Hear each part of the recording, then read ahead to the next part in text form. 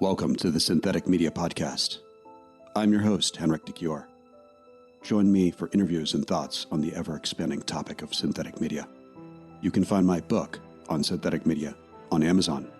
Subscribe to this podcast for free. Follow us on syntheticmediapodcast.com and enjoy today's episode.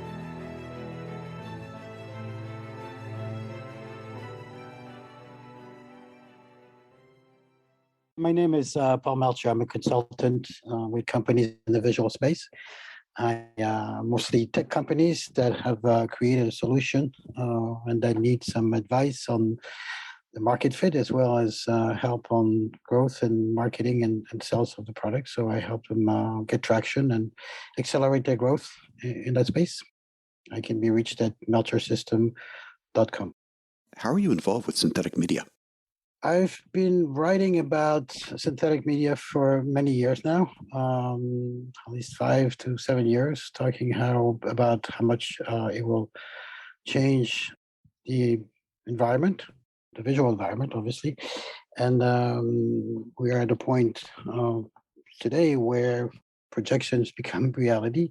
And so I'm involved with one company, Visuals, that creates synthetic media for licensing and for usage by other companies. What are the biggest challenges and successes you've seen with synthetic media? AI has difficulties currently in understanding context. And that is a barrier that makes the development of unrecognizable synthetic media a little bit challenging, but it's something that the industry is heavily working on, and everybody soon will see as being history.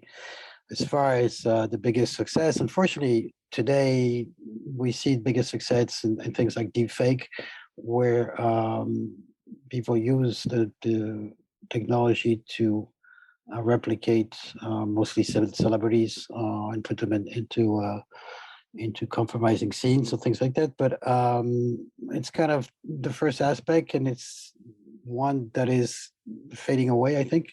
And now we're starting to see applications of synthetic media in the video space for avatar that can replace real person or be multiplied in different countries, as well as in the still photography space where it replaces the need to photograph objects. It can be created and set up into a virtual space that looks exactly like the real thing.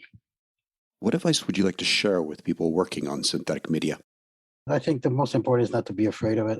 We've been dealing with computer-generated imagery for a long time, Hollywood probably being one of the first ones, and now today, even without synthetic media, there's a lot of content that we consume every day that is created by computer with people. It's called CGI. It's nothing new. A lot of the catalogs that we see or things have a lot of computer-generated content.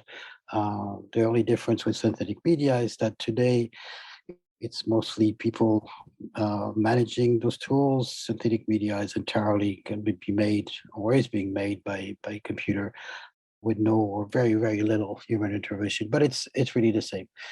And so there won't be any visible differences when a world is entirely comprised of synthetic media. As far as visually, we'll have the same type of images available, and there's nothing to fear.